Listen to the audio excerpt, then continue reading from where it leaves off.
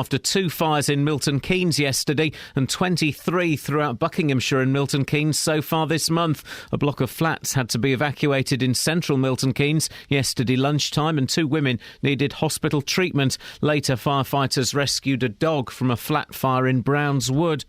Hertfordshire Police are being investigated by the Police Complaints Commission after a woman was killed by her partner in North London. 35-year-old Mohammed Badi Uzzaman was given a minimum term of 17 years yesterday for killing mother of 3, Sabine Thandy, last year, just weeks after being arrested for threatening to kill her. He was also the subject of a Watford County court order. Herts Police and Scotland Yard are being investigated. Talks between European leaders in Brussels have ended with the French President François Hollande calling on the EU to become more efficient and not to interfere. His remarks echo the criticism made yesterday by David Cameron that the European Union had become too big and too bossy. Mr Hollande called for changes after leaders had their first chance to discuss the sweeping gains made by anti-EU parties. C'est d'être plus concentré sur ses priorités. It must concentrate more on the priorities, to be more efficient and avoid doing what is not necessary. It is not a matter of changing the treaties, it is the simplification which is necessary. The man is due in court this morning after being recaptured after escaping from a Buckinghamshire jail. 36-year-old Wayne McLeod walked out of Spring Hill Prison in Grendon Underwood on Sunday evening. He was arrested yesterday. Demonstrators from Leighton Buzzard are heading to London this morning to protest outside Westminster Abbey against plans to build an out-of-town retail park on land owned by the church commissioners. They say the proposed development will take too much money out of Leighton Buzzard town centre. In sport, Wycombe say they are fully confident there is no case to answer after relegation rivals Bristol Rovers complained to the FA, claiming Wanderers may have breached third-party ownership rules. Wycombe were recently fined £10,000 by the FA but escaped any points deduction. The weather, a cool and damp day with showery rain, some of which could be heavy, a maximum temperature 15 degrees Celsius, and you can get the latest news and sport online at bbc.co.uk/Three Counties. BBC Three Counties Radio's big tour of beds, hearts and bucks. I like the old part where you've got a lot of nice green trees, nice park. Yeah, nice. I like it up that part. It's all about where you live. If you smile at somebody, they'll tend to smile back at you, so it's quite nice. A friendly area. And all this week we're featuring Dunstable. It's not as big as other places, but it's quite like a community feel. The big tour of beds, hearts and bucks. BBC Three Counties Radio. Yeah, my respect, boss, yeah? Why are people in places always obsessed with the size of these places? We had the fella the other week. Oh, it's just the right size. It's not too overbearing. The young lady there. Oh, it's a good size. What? I don't know the size of the place I live. Why is that a pertinent point? I wish my place was a little bit bigger. Man alive, dear listener. If you knew the conversation we've been having just moments ago off air, wow! You'd be writing letters to the Daily Mail, demanding your licence fee back, and calling for Jeremy Clarkson to hang himself. Unfortunately, it's strictly entre nous, although it turns out nothing's entre nous these days. One Direction, you seen the photos, guys? Seen the photos, guys? Why would you film yourself doing that?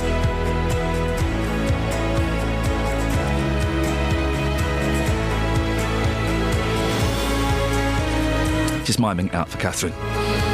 Lots on the show today, including extreme speeding, drivers going over 100 miles per hour in a 50-mile-an-hour zone, drinking and breeding, kids in pubs, and out-of-town greeding. That's according to some protesters from Leighton Buzzard. If you want to take part in the show, and trust me, you will, phones, use them. Call me 08 459 455 555.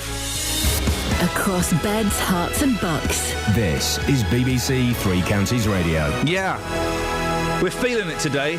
Well, Kelly Betts. Your song is on its way due to the way our computers uniquely work. funded, yes. There will be a couple of seconds of silence at the beginning of the track. Oh, that's exciting, isn't it? Also, I haven't checked it for any bad language. OK, don't worry about that. We'll check it as it plays. We'll check it for bad language as it plays. Here we go. Listeners, first job for you. Could you check this song for bad language? If you hear any swear words, then please email my boss, laura@bbc.co.uk. /Kath. Thank you very much. No! Yes. Keep me out of it. Why is he not playing? Oh, Broke into the old apartment. This is where we used to live. Broken glass, broken hungry, broken hearts and broken bones. This is where we used to live. Why did you paint the walls? Why did you clean the floor? Why did you plaster over the hole I punched in the door? This is where we used to live. Why did you keep the mousetrap? Why did you keep the dish rack? These things used to be mine. I guess they're still, I want them back. Broke into the old apartment. 42 steps from the street. Crooked landing, crooked landlord, narrow laneway filled with crooks. This is where we used to live. Why did they pave the lawn? Why did they change the law? Why did I have to break it?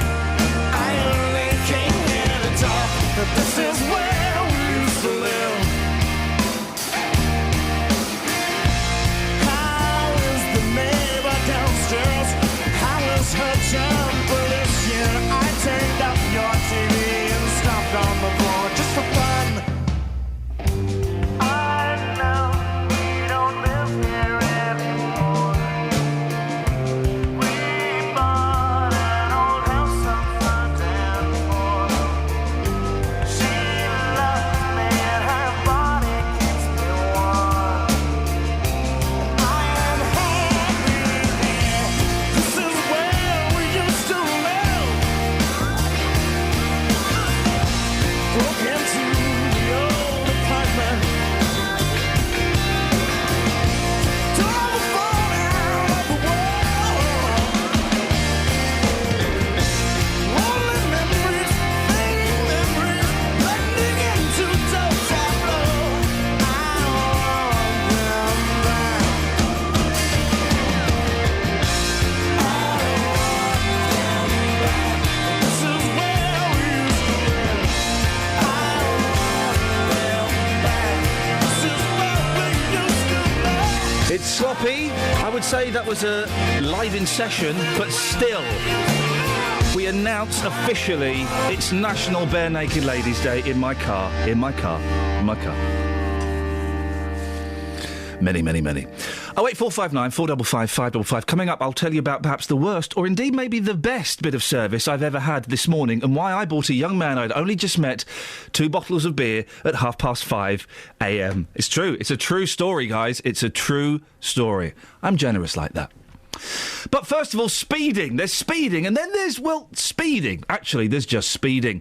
According to speed camera figures obtained by the Institute of Advanced Motorists, someone got clocked doing 120 miles an hour on the A14 at Stansted Abbots. The speed limit there is 50. Wow. Meanwhile, on the Wendover bypass, someone got flashed doing 130 miles per hour where the top speed is supposed to be 60. Now, listen, I think there is nobody listening to this who hasn't gone a couple of miles an hour over the speed. There's nobody. Nobody. But 130 and a 60, 120 and a 50? Peter Rogers is from the Institute of Advanced Motorists. He's the chief examiner. Peter, 130 and a 60? That's fairly quick, isn't it? It's nuts, isn't it? How on earth? What? How? What? Where? I'm shocked by those figures. It's actually, let me be slightly pedantic. It was 130. That bit's a 70. It's 60 miles an hour over the limit. Oh, in that case, it's fine. In that case, it's fine. That would be an instant ban for the driver, wouldn't it? It should be, yes. Interestingly, the guidelines the magistrates have don't actually go that far up the speed scale. Oh. Which is one of the things we're picking up this morning and saying, you need to extend these and update them, guys, because people are going a bit quicker than they used to. So where does the statute go to then? What is the speed it covers? 100? Well, it's not statute, it's simply the sentencing guidelines. Right, okay, right, sorry. And they run up to about 110, 120. I always thought, I was brought up by my slightly dodgy dad to say, never go over 100, son, it's an instant ban. Well, the guidelines the police service work to is that 96 miles an hour you stop giving people a ticket. Right. And you send them to court. And there is a serious likelihood that that's exactly what's going to happen. At those speeds you are going to walk away from the court because you won't be driving away. Now, the Institute of Advanced Motorists have obtained these figures. Why did you do this, Peter? Because we wanted to find out what was going on. Were you surprised? Surprised, probably not, because we're used to seeing these kind of things, and we're used to asking these kind of questions. And if I'm slightly cynical, being a retired traffic cop, I've come across some of these sorts of things. So surprise is probably not the right word, but a little shocked, yes. We shouldn't be seeing figures of people travelling at 119 mile an hour in a 50 mile an hour zone. And when you look at that bit of the A414, there's a reason that 50's there. It's because there's a junction. And if someone's bothered to spend all the money to create the speed limit, there has clearly been a problem. There are organisations, Peter, that argue that, hey, come on, while 120 might be excessive, the speed limits are pretty old-fashioned and outdated, and we need to up them somewhat on a significant number of roads. What would you say to that? That's got nothing to do with this, really, because the fact that you might happen to disagree with the speed limit doesn't give you the right to just ignore it, and B, I don't think anyone's going to put it up to 120 mile an hour, and there is a point, and you made the point right at the beginning when you're opening, when you said everyone makes a mistake or gets it wrong and does 35 in a 30 or 70. We all make those mistakes. Nobody's perfect. And even if you misunderstand the speed limit, which happens, you miss the signs or whatever, but you don't catch on that it's gone from 70 to 50. If you're doing 120... You know you're up to something... You're well out of that range in the first place. Would you like to see changes, Peter? I know you want the higher speeds to kind of have sentencing suggestions. Do we need to be tougher on speeding? We need to be tougher on that kind of speeding, certainly. And there is a distinction between that and the people who make a mistake. The people who make a mistake or who if you like, inattentive and break the speed limit by relatively small margins, often people don't actually understand what the speed limit is. So, yeah, that's great. Give them a speed awareness course, give them some education, help them understand what's going on. That's different to the people who are doing 120 mile an hour. They know they're breaking the speed limit and they know they're breaking it by a big long way. And that's a very different mental approach to what's going on. Peter, I appreciate you speaking to us at this ridiculous time of the morning. Thank you very much, Peter Rogers, the Institute of Advanced Motorists Chief Examiner. Over to you, dear listener, 08459 455 555. While it's impossible to argue in the defence, well, I think it is, maybe you can prove me wrong, I think it's impossible to argue in the defence of doing 120 in a 50 and 130 in a 70... Are the speed limits a little bit too slow? I do kind of think when I come in the morning at 4:30, 4:45 this morning, I got up late. That's the kind of life I lead. That 70 feels a little bit restrictive. 08459 455 555. And is there anybody listening to this who can hand on heart say they've never gone over the speed limit? We all go over the speed limit. Catherine, you go over the speed limit, don't you? Try not to. But? Try not to. But? Kelly doesn't even... Probably happened. Kelly didn't even know there were speed limits until she got in this morning and read this story. The thing is, whether you go over the speed limit or not, we all know what it is. And I'm firmly of the belief that if you get caught out, you're bound to rights. Blimey, the hard-nosed northern justice from Catherine Boyle there. 08459 455 555. Travel news for beds, cards and bucks. BBC Three Counties Radio. The M1 heading northbound is closed at the moment. Now, there's been an accident between Junction 1 for Staples Corner and Junction 4 for Edgware Road, so do be aware if you are heading that way. In Bricketwood, very heavy at the moment on the North Orbital Road, just off the M25. And in Waltham Cross, the traffic lights aren't working on the A10, just at Junction 25 for Enfield on the roundabout there. So far on the trains, no reported problems or delays. Nicola Richards, BBC Three Counties Radio. Hey up, Nicola.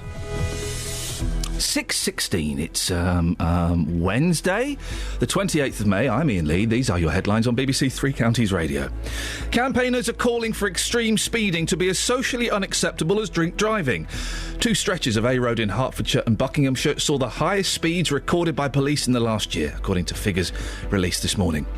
Firefighters are urging people to take extra care in the kitchen after two fires in Milton Keynes yesterday and 23 throughout Buckinghamshire and Milton Keynes so far this month. And in sport, Wycombe say they are fully confident there is no case to answer after relegation rivals Bristol Rovers claimed Wanderers may have breached FA rules. BBC Three Counties Radio.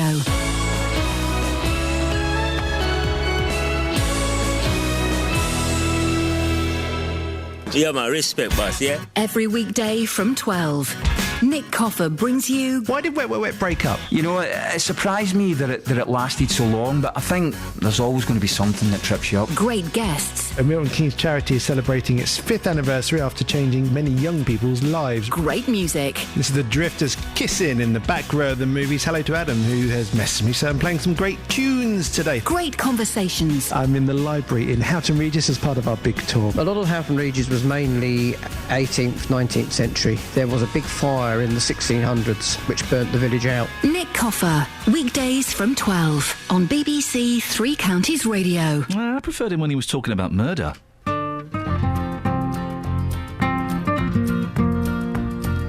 Once I had a little dog, I called him Cracker Jack.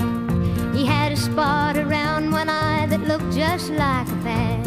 His legs were way too long and he was awkward as could be. He wasn't much to look at, but he looked all right to me.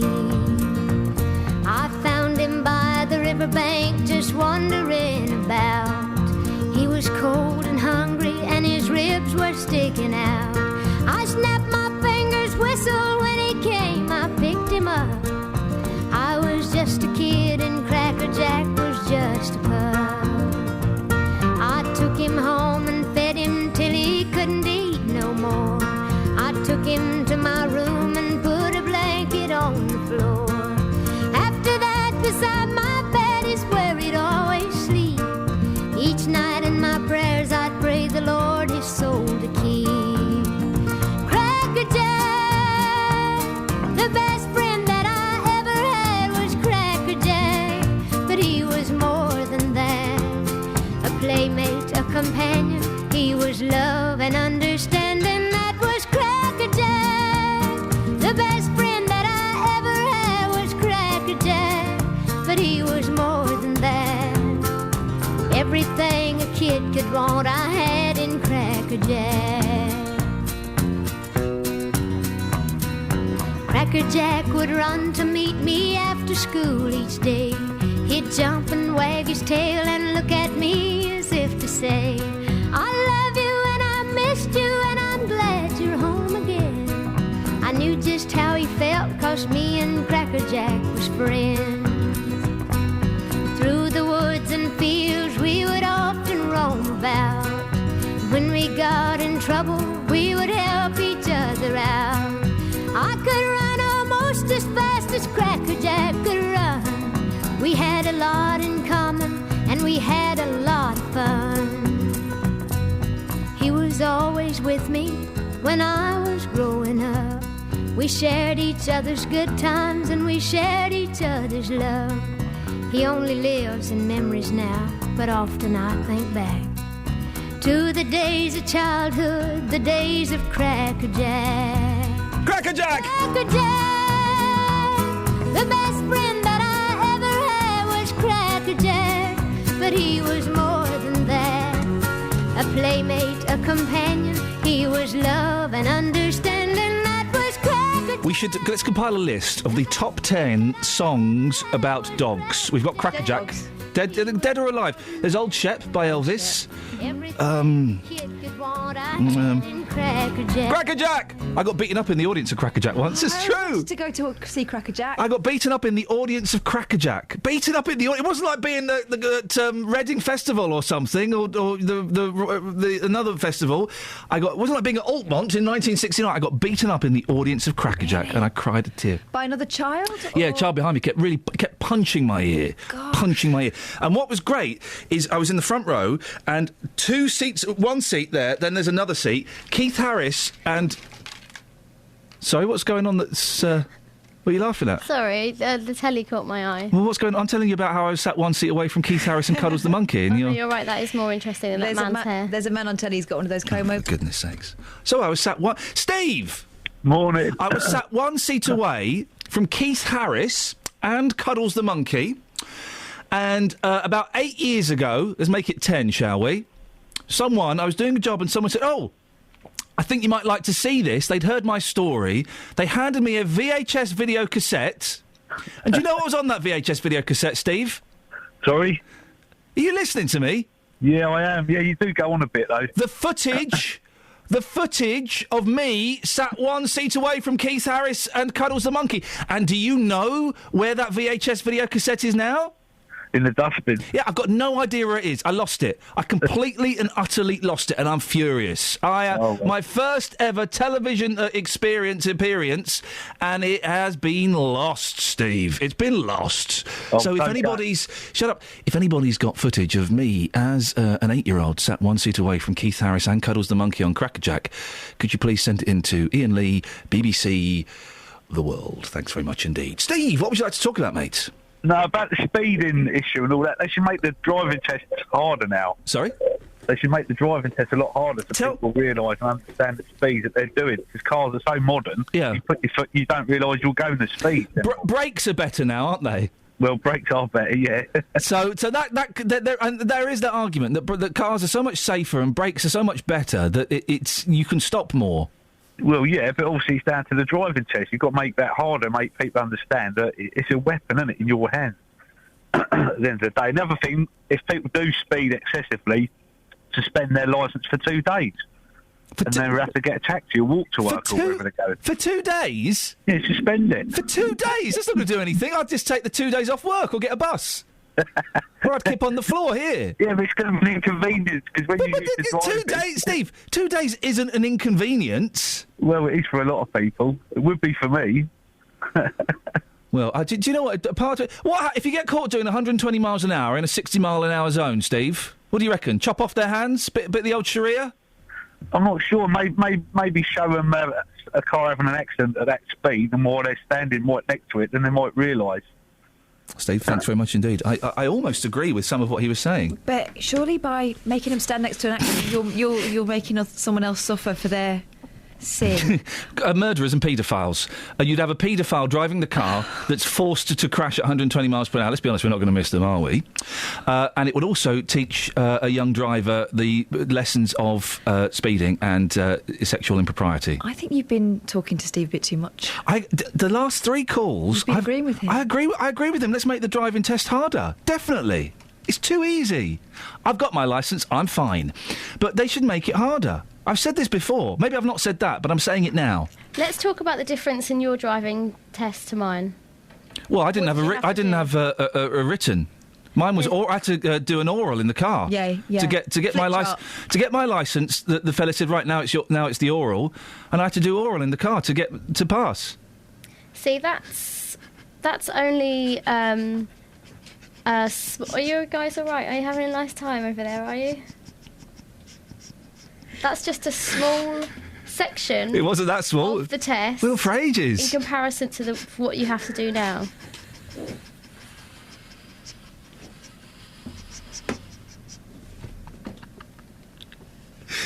For example, we have to do, us younger kids had to do your driving test as normal. Then you had to get out of the car. Get out of the car? Yeah, well, that's not part of the pull over test. safely. And all Yes. that. Get out of the car and show them where the oil is. How What? the engine, how the engine works. Why do I need to know how a car works? How the tread on your tyres. Oh, for all of that goodness sort sakes. of stuff. The Then, wait, I'm finished. Then you had to do a. I can't even remember that other test. What am I doing with my? Did you hand have to now? do? Did you have to do any oral at all on your test? No. No, because they do it all theory now, don't they? That's the word. Theory. The only bit I did outside of the car was Look at that number plate. look at that number plate. Yeah, we do that. Look at the number plate. Theory. Then the actual test. And then showing them all the bits about the car. And then you can do a pass.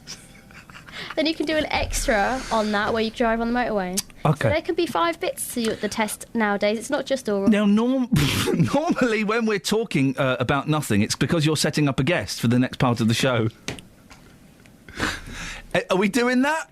Sorry. Are we going to get... Distracted by that man's hair.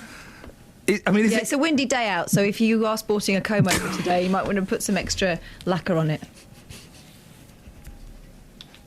Going to get guest on for 2 minutes now. It's all right, be worth it. It will be worth it. It's a good story, actually.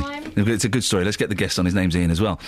There was a time when taking a lady into a pub would have been unthinkable, and boy, do I miss those days. Never mind a couple of kids. But these days, you'll be hard-pressed to find a pub in the 3 counties that doesn't welcome families, at least on the signs outside. The regulars will sometimes suggest otherwise.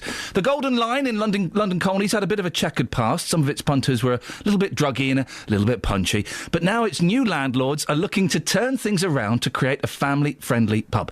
But pubs, children, do they mix? Iain Lois from the South Herts branch of the Campaign for Real Ale. Morning, Iain. Good morning, Iain. Do you want to see kids in pubs? I think in the right pubs, yes, they're fine. We'd like to see the whole family in there. What's a right pub?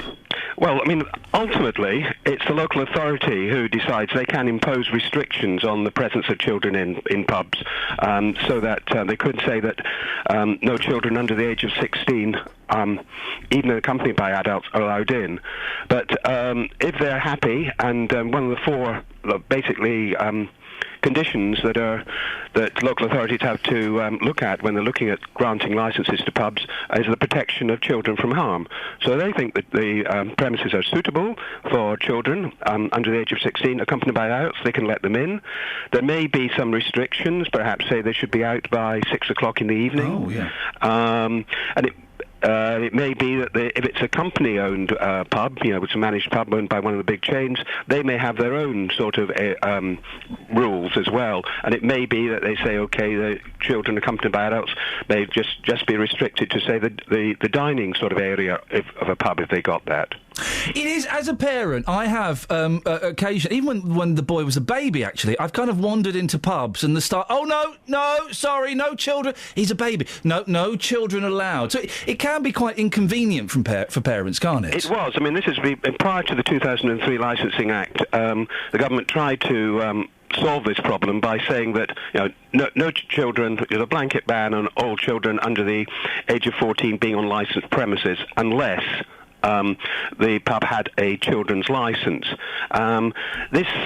This sort of helped, but it probably led to more confusion than anything. So now the 2003 Act says that children accompanied by adults, that's children under the age of 16, can be on premises unless these particular conditions have been laid down by local authorities saying, well, that pub isn't really suitable, it's just a one-bar pub, it's mainly drinking going on there, it may have had a checkered past, gambling may go on there, etc. So there's obviously the duty on the local authority to ensure that those premises that are allowed to sell alcohol have got conditions to protect children from harm. But it's a little easier now, and of course any pub can impose their own rules. They may say that children have to be out by 6 o'clock, they should only be in certain areas, but the clear thing is for any pub, they should actually make it clear to all customers what the rules are before you go in there to avoid the awkward situation that you described yourself. And it is awkward. Iain, listen, thank you very much indeed. It is awkward. Let's put this out there.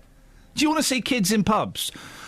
I used to love in the 70s standing outside the pub when my dad and my granddad and my uncles were in this pub in South London. And it had that weird glass. You know the glass that looked like square ashtrays? Do you know that glass? Kath, do you know the glass? Yeah. Kelly, do you know the glass? Yeah.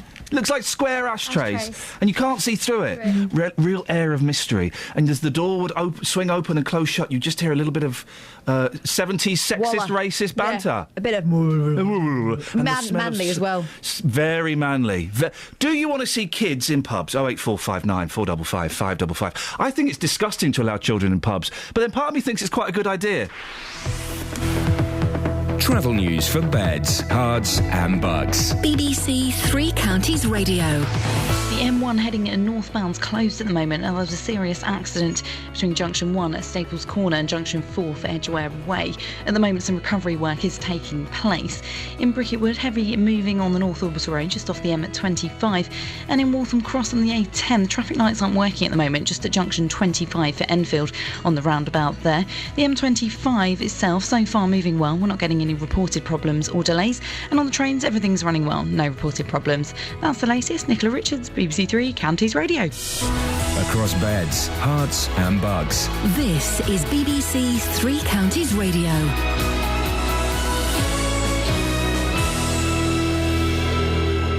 With the headlines, I'm Simon Oxley. Campaigners are calling for extreme speeding to be as socially unacceptable as drink driving. Two stretches of A Road in Hertfordshire and Buckinghamshire saw the highest speeds recorded by police in the last year, according to figures released this morning. Firefighters are urging people to take extra care in the kitchen after two fires in Milton Keynes yesterday and 23 throughout Buckinghamshire and Milton Keynes so far this month. A block of flats had to be evacuated in central Milton Keynes yesterday lunchtime. And David Cameron has met with European leaders in Brussels to discuss the European election results after many voters back parties opposed to the European Union. The French President François Hollande has echoed Mr Cameron's call for the EU to become more efficient. Three Counties Sports. BBC Three Counties Radio. Wycombe say they're fully confident there's no case to answer after Bristol Rovers lodged a complaint against Wanderers for allegedly breaching FA rules. Bristol Rovers, who were relegated from the Football League on goal difference on the last day of the season while Wycombe stayed up, claim Wycombe breached rules over the sale of Matt Phillips to Blackpool in 2010. Wycombe were recently fined £10,000 by the FA but escaped any points deduction for the offence, which happened under a previous owner. Watford have signed Romanian international defender Gabriel Tamas on a one-year deal. The 30-year-old joined Doncaster in January after a spell at West Brom. Tottenham have appointed Maurizio Pochettino as their new manager. The Argentinian leaves Southampton after 18 months at St Mary's. He signed a 5-year contract at Spurs and replaces Tim Sherwood, who was sacked earlier this month. More from Conor McNamara. At Southampton, Pochettino showed an ability to get the best out of his players. Luke Shaw, Adam Lallana, Ricky Lambert, Jay Rodriguez, they all earned their first England caps while playing under him, and this is a trait that Tottenham desperately crave. There's a large, expensively assembled squad at White Hart Lane. They've not been playing to the best of their abilities. Andy Murray is safely through to the second round of the French Open tennis after a 4-set victory over Andrei Golubev of Kazakhstan. Heather Watson also won her first round match, and weather permitting, England's cricketers play Sri Lanka in the third one-day international of the series at Old Trafford. The series is level at 1-1. Play is due to start at 2 o'clock in the day-night game. BBC Three Counties News and Sport. The next full bulletin is at 7. Call 08459 455 555. BBC Three Counties Radio. 08459 455 555 is the telephone number. Catherine Boyle joins me in the studio for I've not finished what we like to call the newspaper review with Iain. I'm not finished. Morning, this is Iain Lee, BBC Three Counties Radio. Catherine... Oh dear. Morning, this is Iain Lee, BBC Three Counties Radio. Catherine Boyle joins me in the studio now for what we like to call the newspaper review with Iain and Kath. Oh, I don't call it that. Of course we do. We've been calling that every day for the last 3 years we've been doing it, you plum. Oh. Dave Luton's on the line. Morning, Dave. Hi, Dave. Good morning, Sally. Good morning, Catherine. Hi. Isn't Catherine Boyle a silly old plum?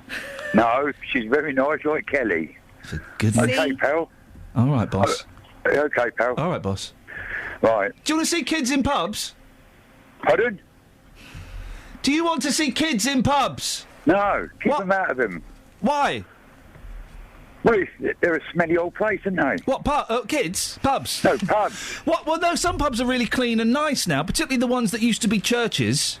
And why put them into pubs to see people drinking alcohol. Yes, because it will educate them that alcohol is their friend and not to be afraid of. Yeah, they don't get involved into alcohol. Drugs? You do they? mentioned drugs, although alcohol is a drug. Alcohol. Yes, OK, but that's the problem, Dave. Maybe if we took 13-year-olds into boozers and let them have a lager shandy...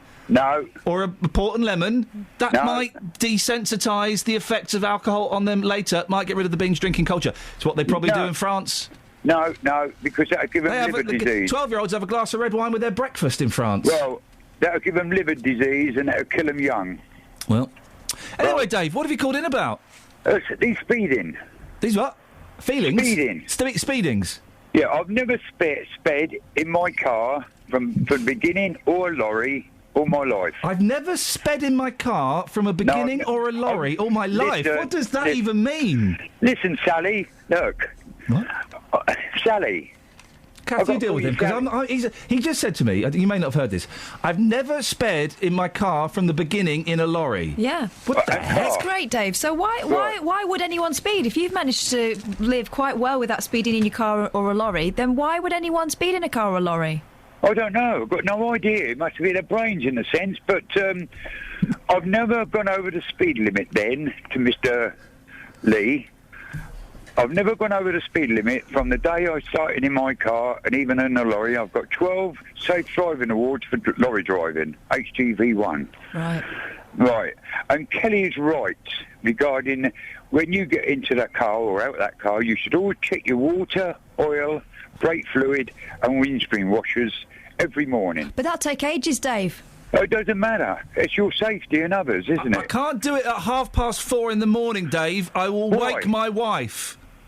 What? The thing is, at 4:30 in the morning as well, I'm a bit bleary-eyed and I can't see properly. So if I check the engine, I'm not going to see if there's a problem, am I?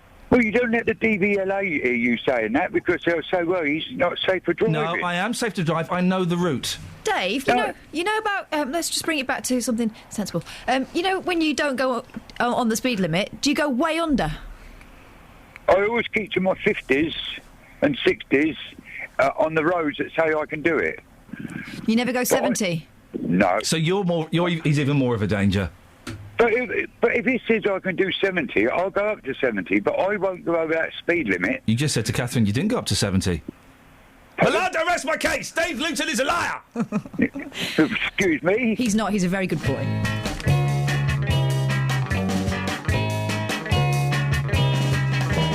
I'm telling you now, I'm telling you right away, I'll be saying for many a day, I'm in love with you now. I'm telling you now, I'll say what you wanna hear, I'll be telling you for many a year, I'm in love with you now. Do you think I'm fooling when I say I love you? I love you. Maybe you'll believe me when I'm finally through. I'm telling you now. I know it's been said before. Say you love me and I will be sure I'm in love with you now.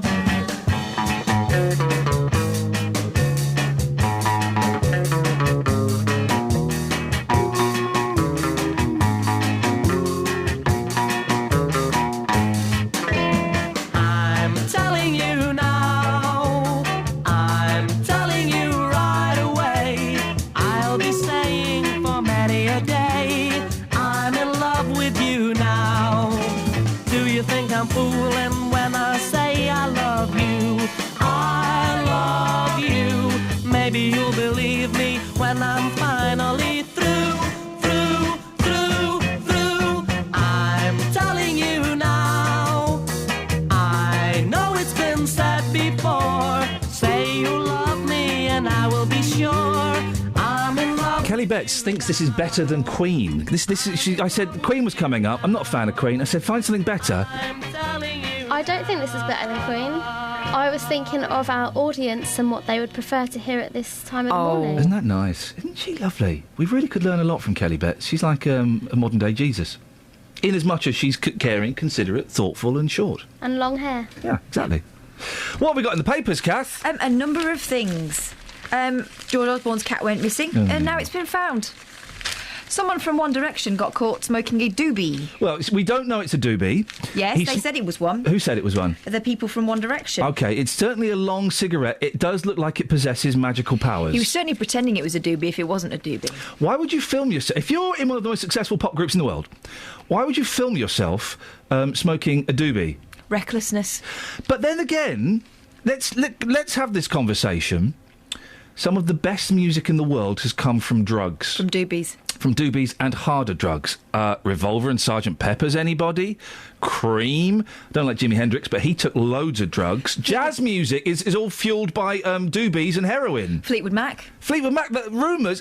Hey, guys, when you're listening to Rumours as you're driving your 4x4 to take the kids to ballet, just think it was fueled by bitterness and cocaine. How do you know about my trips to ballet? Hey! So, a part of me... OK, I'm going to put this out there. Maybe musicians... Let's go before that, to the poets, the turn-of-the-century poets. Oh, they were all off on it. their nuts on opium. Weren't they just? Maybe... When I say nuts, I mean brains. Yeah, maybe artists and musicians... Maybe they should legally be... you really are... Maybe musicians and poets... Not poets, I don't like them. Maybe musicians... Poets became the musicians. OK, maybe musicians should be allowed to take illegal drugs because it creates better art. I'm saying that almost kind of seriously because some of the best art, some of my favourite music has been fueled by drugs. I'm not condoning drugs. I don't take drugs. I don't think you should take drugs. But the Beach Boys were fueled from about 65 onwards by marijuana and LSD. In the end, it will destroy any talent we have. Yep. We should say that. And although also, McCartney's still going strong. Well... As a talent. Oh, come on. Come on. Come on.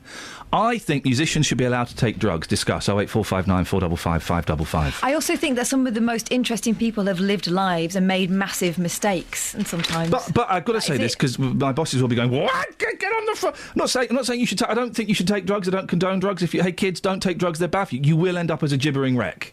You will end up as a Keith Moon, Brian Wilson, Sid Barrett. Those are. If you don't know who they are, go and Wikipedia them, and it will tell you why you shouldn't take drugs in the long term because that's what will happen. Yep. Maxine Carr's in the she got married. She got married, and the Daily Mail's headline reads thusly. Well, first of all, Maxine Carr marries in £2,000 dress. OK, that's a wedding. Average. I think nowadays that's about average. Bride Maxine loved all the attention, joking with guests at a lavish ceremony. That's on page 5 of the Daily Mail. So Bride Maxine was a bride by the sounds of it. She was embroiled in an awful, awful episode in our nation's history. What was she found guilty of? She wasn't found guilty of playing any practical part in that. Yep. She covered up for someone she was in love with, who, by all accounts, was crackers. Yeah, and I would imagine excellent at manipulating people. Excellent at manipulating people. Now, what she did was... She went to prison. She served her time. Yeah. What she did was supposed to keep tabs on her for the rest of her life. What she did was wrong and was abhorrent, but she served her time. I'm going to say this. I'm going to say a sentence I didn't think I'd ever say on the radio. I feel a little bit sorry for Maxine Carr. Not to denigrate from the hideous crime that took place and was committed by Iain Huntley. I feel a little bit sorry for her. She's not Myra Hindley. We can put this out there. Am I the only person who feels a little bit sorry for her? 08459 455 555. I'd probably be saying different if it had been my kids, of course. Absolutely. Of course. But I just think we have to let criminals who've served their crime get on with their lives, don't we? Also, she's not doing a Kimye. She wasn't doing it in the press. She's not flaunting it. She's just moving on with her life. Did we expect her to spend the rest of her life locked away? It's a weird one, that. 08459 455 555. Another weird one. Coroner's War Game Fear. Call of Duty, which is a war-based video game, linked to teenage suicides. By Coroner. By Coroner. Violent video game Call of Duty could be linked to a string of teen suicides, a coroner has suggested. John Pollard said the Certificate 18 game, well, there's a clue, which includes gruesome war scenes, had featured in several inquests he presided over. Basically, I think if I've got this right, there are 4 young lads who killed themselves. By young, I mean 16, 14... and a couple of others, I don't have the ages, who killed themselves. They had played Call of Duty at some point in their lives. Now, was it Call of Duty that tipped them over the edge, or was it the unending, ceaseless blankness and pain that they were facing in their young teenage lives and they had no way of expressing it or crying out for help? I don't know. You can't link. Yeah, there are some nut jobs who will take this to the nth degree. You can't link video games with young boys in terrible, terrible pain and turmoil. As far as I'm aware, I don't remember, and someone will correct me, there's not a suicide scene in Call of Duty either. You run around fighting soldiers. I think it's... And lots of papers have kind of jumped on this bandwagon today. 08459 455 555. If that doesn't get you calling in, then we'll talk about eggs later. Travel news for beds, cards and bugs. BBC Three Counties Radio. Starting up on the M1 northbound, it's closed at the moment. There's been a serious accident between Junction 1, Staples Corner, and Junction 4 for Edgware Way. There's some recovery work that's taking place at the moment. The M1 heading southbound looking rather heavy on the sensors between Junction 10, Luton Airport, and Junction 9 for Redbourne. The A1M's looking heavy as well, heading southbound at Junction 7 for Stevenage. Take a look at the M25 heading anti-clockwise, very slow moving at the moment between Junction 21A for St Albans and Junction 19 at Watford. In Bricketwood, rather heavy on the North Orbital Road, just off the M25, and so far on the trains, no reported problems or delays. Nicola Richards, BBC Three Counties Radio. Thank you very much. 6:46. It's Wednesday, the 28th of May. I'm Iain Lee. These are your headlines on BBC Three Counties Radio. Campaigners are calling for extreme speeding to be as socially unacceptable as drink driving. Two stretches of A Road in Hertfordshire and Buckinghamshire saw the highest speeds recorded by police in the last year. Firefighters are urging people to take extra care in the kitchen after two fires in Milton Keynes yesterday and 23 throughout Buckinghamshire and Milton Keynes so far this month in kitchens. And in sport, Wycombe say they are fully confident there is no case to answer after relegation rivals Bristol Rovers claimed Wanderers may have breached FA rules.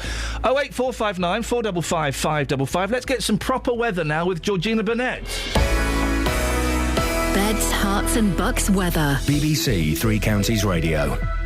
Yeah, so we've got a cloudy day again today with some more of that light showery rain. So it is fairly light in nature for most part, but there will be some heavy bursts at times in certain places too. And it's still feeling quite chilly with temperatures only reaching about 15 or 16 degrees Celsius. Now tonight a mostly cloudy night with some rain again, sometimes heavy. Temperatures down to about 12 degrees Celsius. And for tomorrow, some more of that showery rain again, sometimes heavy. Probably limited sunny spells, but I think it will be feeling a bit brighter tomorrow at least. And it does start to dry up through the evening. We should have temperatures up to about 16 degrees Celsius. So Friday onwards, though, things start to look up. It should be drier with bright, even sunny spells and lighter winds. The weekend, much better still, drier, brighter, some sunshine, not wall-to-wall sunshine by any stretch of the imagination. And there's always a risk of isolated showers, particularly on the Sunday. But temperatures should start to pick up too. That's your latest forecast. Every weekday morning from 9. Good morning, welcome to the JVS show. Your local stories. Have you had to rebuild your life after being a victim of crime? Do you think it's inhumane to keep people in prison for life? Do you think that immigration needs to stop? Your local life. Why do 70% of this country feel immigration is wrong? We've actually got an open doors policy. I am just so angry listening to some of them people. What the government are doing, they'll start introducing American-type sentencing, like 200 years in prison. The JVS show. British people are not xenophobic. Weekday mornings from 9 on BBC Three Counties Radio. You found a story that's... the conversation that brought water to my eyes, tears to my eyes. Give us the story. Charlie and Lola. It's one of the best kids' cartoons. It is, but he's much too nice to her. Oh, he'd be giving her dead arms and tying her up in a cupboard. And stuff. She's a pain. Yeah. Her older brother Charlie was, as ever, on hand to ensure Lola came to no harm. Yeah. Again, he should have been egging her on. Yeah. But that wasn't enough for BBC health and safety zealots. What? Not health and safety gone mad, thin end of the wedge, hell in the handcart. Pretty much. This is Daily Mail, page 24, if you want to read along a calf. They insisted that 4-year-old Lola needed a mat to cushion her cartoon head, I put that bit in, as she performed a forward roll, even though she's a cartoon character. They put that bit in. Last night, the BBC was branded idiotic. Yep. By the Daily Mail, after it was revealed that bosses ordered a mattress to be drawn into the animated scene in Charlie and Lola. They also banned other scenes in the children's TV series which involved characters standing on chairs or eating unhealthy snacks. Now, time out for a second. I'm even doing the time out hand gesture to indicate this is a real time out. Before we jump to conclusions and think, oh, BBC, just remember that when Michael Gove banned... What was it he banned? Was it Of Mice and Men? No, it was the other one. He banned a book. Did he? Well, he banned an American book. It wasn't Of Mice and Men, it was the other one. Anyway, let's say it was Of Mice and Men. Michael Gove banned Of Mice and Men in schools this week. Oh, yes. But he didn't ban them. Yeah. Somebody else had decided not to put it on the syllabus. So the BBC may not have made this proclamation, but if they have, aren't they idiotic? Yeah. Kids doing forward rolls is one of God's gifts to the parents. My kids do, well, death-defying stunts most every day. Yeah. There's very little cushioning at all. Oh, the other day I looked around and my eldest was on a big chest. No, my youngest was on a big chest of drawers, going, "Dada, Dada, look at me!" And then just flew and jumped out Superman style. My 2-year-old likes to plank. She likes to get on the highest point and she can find and just dangle there. Well, speaking of high points, my boys have found a great new game of jumping on my what's-its. To the point where yesterday, and it was like a full-on... I was sat on the sofa, my youngest would stand on my leg... And then he'd jump up in the air and come down on his knees on my gingangoolies. Listen, I haven't even got gingangoolies and that makes me wince. So I had to spend... We were watching I Can Cook with Katie. I love that programme. I love Katie. I think she's very talented. I had to spend the whole show with my hands, both hands... protecting the crown jewels. Yeah. Just because they... Like a footballer taking a free kick. Exactly. I was in that pose. Wow. My husband does that too, and the kids do that too. Yeah. The fact is they're girls, so they have no appreciation of just how painful that is. All they see is the hilarious consequences of their daddy rolling around and, as far as they're concerned, being over-dramatic, which to them is a come-on. Exactly. It's playing the game. I've had a bit of a run-in with e-cigarette smokers of the last few days. You never mention it. Vapists. Well, all I'd like to say is, to all you vapists out there, terror of mum as e-cig fire guts flat. We'll end it there. Oh, yeah, she had it on charge, didn't she? She had it on charge. Her e-cigarette burnt down her flat. Ladies and gentlemen, I'll end it there. Vapists. Deal with that as you see fit. 08459 455 555. Seen this new invention that we haven't bought yet? Oh, this is brilliant. I'll have two. Well, I think you'll get tired of bread plates. I like the name of it. Have you seen the name of it? Baker dish. Baker dish. It does what it says on the... It does bowls as well, though. All right, I need to think about that again. A baker... For that reason, I'm out. It's a machine that cooks bowls for you to eat. Yeah. I'd just be eating the plates, bowls. They take ages to rinse out, Oh, don't they? man. A revolutionary machine takes flour and water and turns them into bread plates and bowls which you can simply eat after enjoying the food. So we're all going to be on bread. Yeah. But we won't have to do the washing up, which is just as well because we won't be able to move. Yeah. The edible crockery can safely hold any kind of food, including soups, according to its creator. I bet you have to eat them fast. Edible crockery. I mean, we really have reached a peak of man's quest for knowledge. I can just imagine, though, trying to walk from the kitchen to the dining room with these bread plates and you've got soup in, and it's kind of a race against time before the bottom falls out. Have you never had a bread bowl soup? No. Have you never had one? I've never been to that bread restaurant. There are some pubs and stuff that you get a bowl of soup and it's in a bread bowl. Yeah. It's awesome. It's just the most wonderful. It's a gift to everybody concerned. But if you start tearing the sides off, your soup will fall out. Well, that makes it more fun. It's like a game of Tetris, or Kaplunk, or Jenga. It's Jenga crossed with Buckaroo. When you eat soup in a bowl. What's that one with the coconuts? I beg your pardon? The one where you had the thinking of straws and the Fairgrounds. coconuts. What? And you had to pull them out. No, that's Kaplunk. There was no coconuts. There were marbles. Oh. 08459 455 555. Have you got any sympathy for Maxine Carr?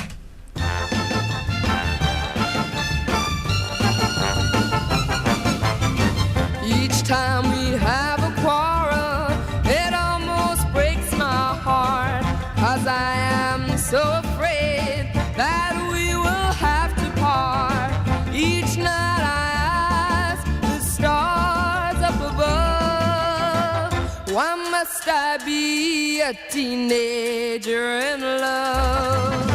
One day I feel so happy, next day I feel so sad.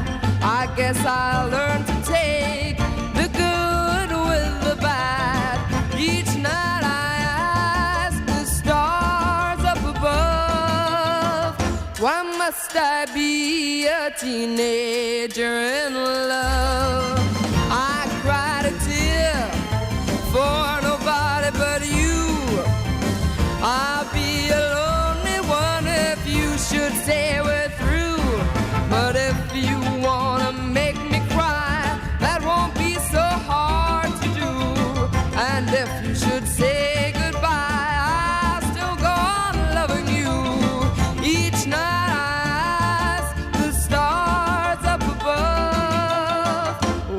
must I be a teenager in love? I cried a tear for nobody but you, and I would be a lonely one if you should say we're through. But if you wanna make me cry, that won't be so hard to do. And if you should say goodbye, I'll still go on loving you. Each night I ask the stars up above, why must I be a teenager in love? A teenager, so much in love. I like Helen Shapiro. Oh. Well, do you not like her? No, she reminds me of getting dragged down the con club when I was a kid. Oh, no, she's good. I like that kind of old... She was a big star. The Beatles were her support act. Imagine that. Well, can I just say... there's a story that we can't talk about, but boy, wasn't that interesting. Yeah. That's all I can say. It's all I can say for legal reasons. If there was ever a time to say not now. Yeah, that was then. I love Helen Shapiro. Sorry? She's another one of those people who don't sing like they look like they should. That really didn't take off. Listen. 08459 455. I'm going to try all week 555. Kelly, if they're not going to go for do you have any sympathy for Maxine Carr and some people should be allowed to take illegal drugs, then they ain't going to go for people who sing like they don't look like they People sing. who sing... who don't look like they would sing like that. 08459 455 555. Give me a call, we'll have a chat. OK, yeah, well, you can have a chat off air about it. But the phone's broken or something. I'm not being funny, guys. I am giving you gold this morning. Gold. And what you're doing is you're scrubbing off the gold veneer and going, look, really, it's just a dried, old lump of dog's muck. Oh. And then tossing it back in my face. Don't take it so hard and don't take it so personally. Yeah, you're right, actually. What should we talk about? Eggs? Yeah, eggs are funny, aren't they? I love great. it when you get double yolks. Here we go. This is a phone-in. I've never had a double yolk. You've never had a double yolk? Never? No. Go and get some free range from a farm. What are those farms all about? There's one near us where they just have eggs on a on like the wall outside, and you leave money in a box. Who's going to leave money in the box? Just take the eggs. No. Yeah. Don't do that. What? Why? That's against the country code or something. No, the country code is gates. And shouting. Yeah, and never upset dogs on leads. Never upset a bull. What's your favourite way to cook an egg? 08459 455 555. I've got to be honest, mine is poached. A little bit of extra effort, but boy, oh boy, it's worth it. Do you know what my kids love? They Go love on. a strangled egg. That's what they call it. That's cute. Well, that's wrong. It's a scrambled egg. Yeah, I know, but I'm not going to correct them. Correct them, because they're going to embarrass themselves when they eventually get old enough to move in with men, and it's going to happen. And after, you know, the morning after, I'm really sorry, Catherine, that the bloke comes downstairs and your daughters, you brought them up properly, so they'll be cooking breakfast. Hey, Tony, do you want a strangled egg? And he'll say, "Oh, you're so cute. No, he'll Marry go- me. he'll go, what? And make this right." A strangled egg? I got to go. No, they'll think it's cute. I don't think they will. Travel news for beds, cards, and bugs. BBC Three Counties Radio. The M1 heading northbound's closed at the moment. That's because of a serious accident that happened between Junction 1, Staples Corner, and Junction 4, Edgware Way. Now, there's recovery work now taking place. The M1 heading southbound's looking very heavy between Junction 10, Luton Airport, and Junction 9 for Redbourne. And the M25 heading anti-clockwise on the speed sensors, very slow moving between Junction 21A for St Albans and Junction 19 for Watford. Very slow moving on the North Orbital Road, just off the M25. And take a look at the M40, that's looking heavy heading northbound from the Denham roundabout to the M25. Nicola Richards, BBC Three Counties Radio. Nicola, thank you very much. So far, it should be allowed for some people to take illegal drugs as it creates great art. And have you got any sympathy for Maxine Carr? 08459 455 555. Local and vocal across beds, hearts and bucks. This is BBC Three Counties Radio.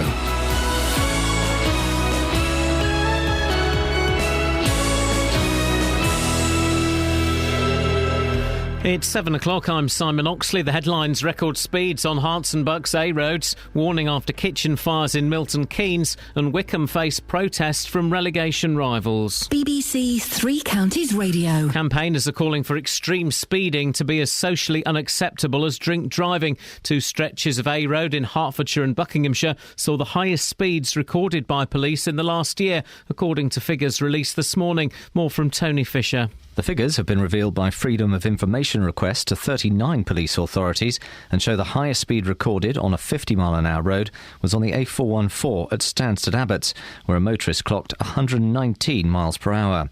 The highest speed recorded on a 60-mile-an-hour road was 127 on the A413 Wendover bypass.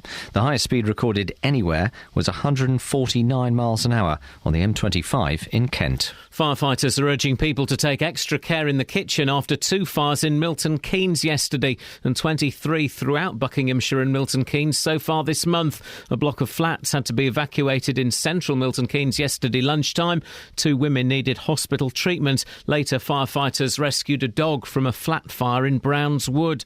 Hertfordshire police are being investigated by the Police Complaints Commission after a woman was killed by her partner in North London. 35-year-old Mohammed Badi Uzaman was given a minimum term of 17 years yesterday for killing mother of three, Sabine Thandy, last year, just weeks after being arrested for threatening to kill her. He was also the subject of a Watford County court order. Herts Police and Scotland Yard are being investigated.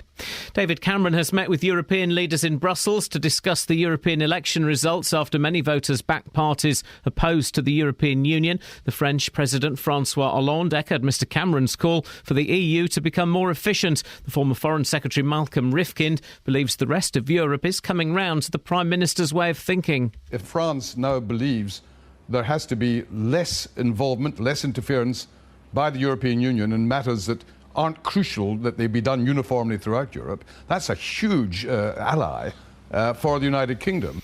A man is due in court this morning after being recaptured after escaping from a Buckinghamshire jail. 36-year-old Wayne McLeod walked out of Spring Hill Prison in Grendon Underwood on Sunday evening. He was arrested yesterday.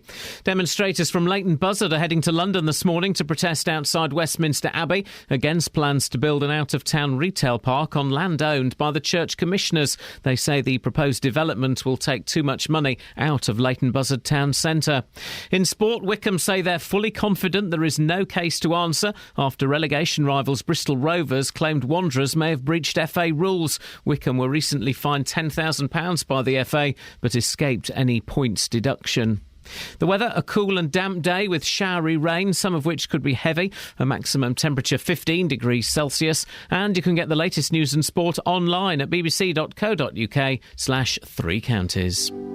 BBC Three Counties Radio's big tour of beds, hearts and bucks. It's lovely, all the green, all the horses, and no one tells you off if you walk on their bit of land. And all this week we're featuring Dunstable. We had a great celebration this year, which was the 800 years of the foundation of the Priory. It's all about where you live. I find it very attractive. Nice place to live. The big tour of beds, hearts and bucks. BBC Three Counties Radio.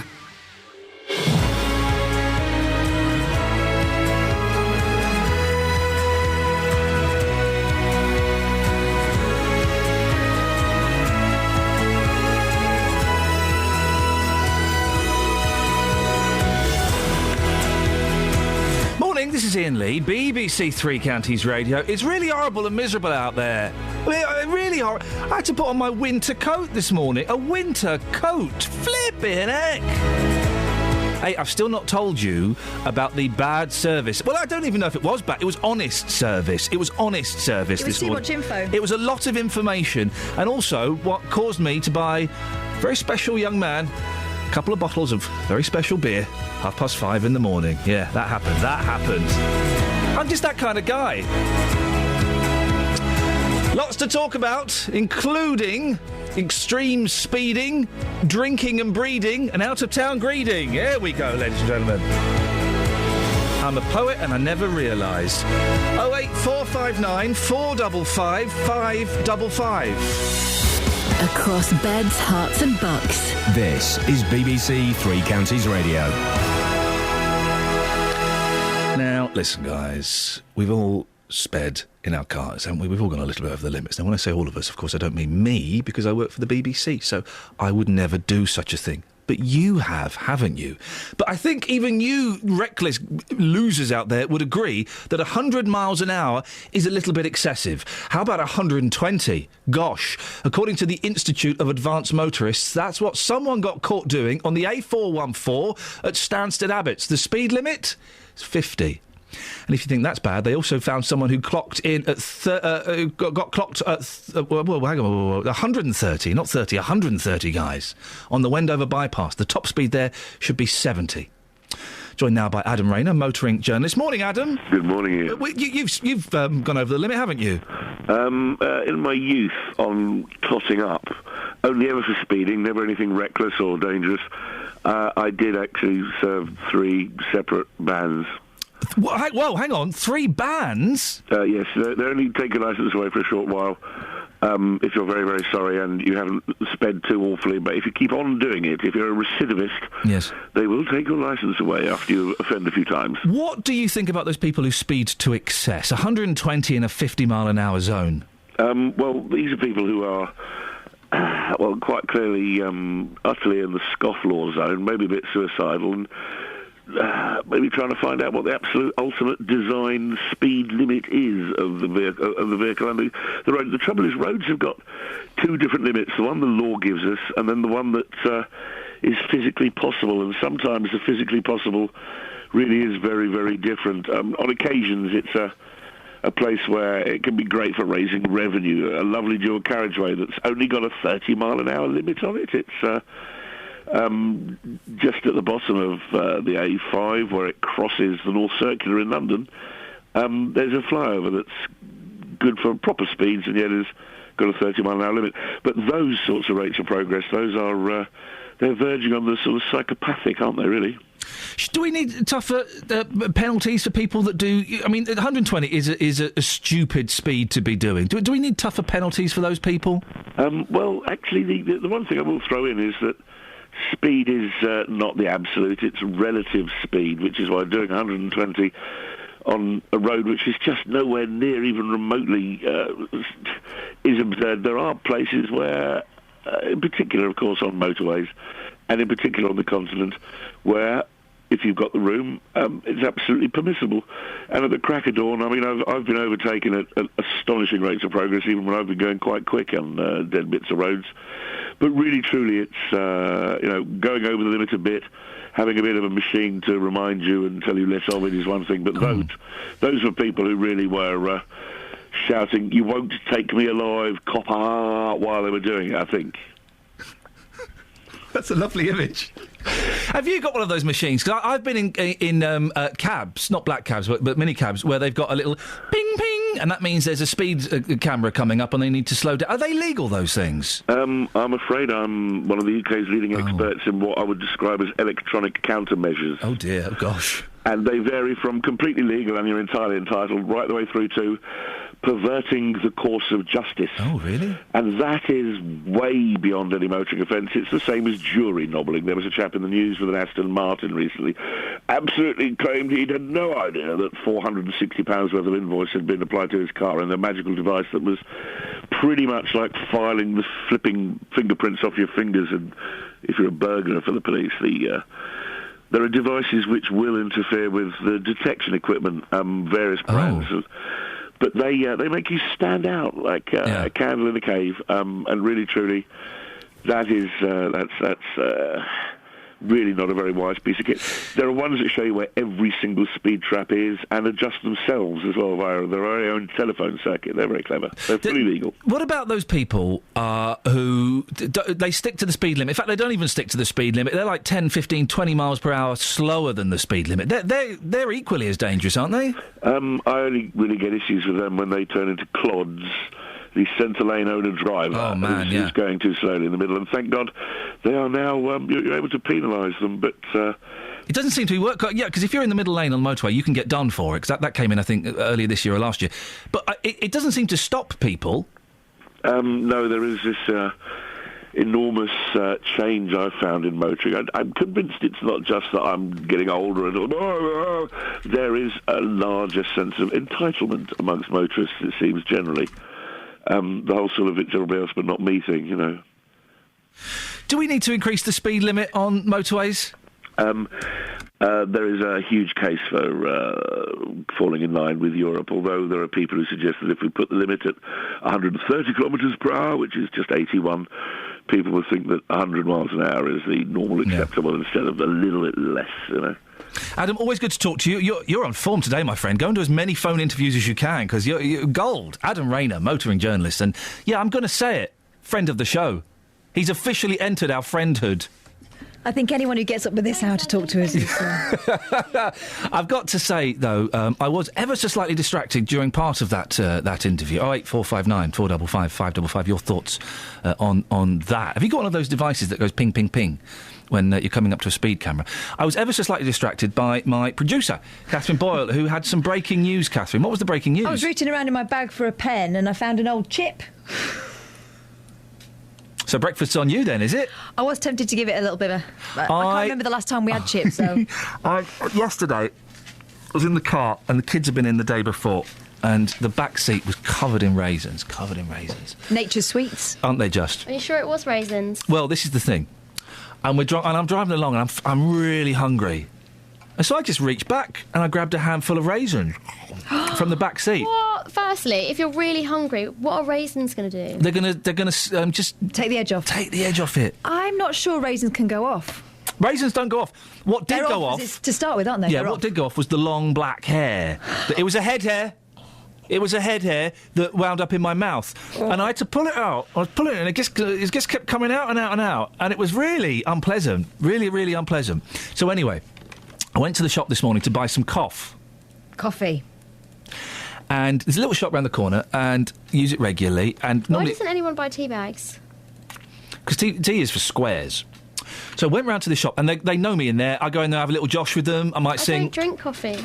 I might sing a song in Urdu to them. They like that. I have a little josh. We have a bit of fun, bit of bants. It's great. Those guys are crazy in there, and they really love me. I'm their favourite customer.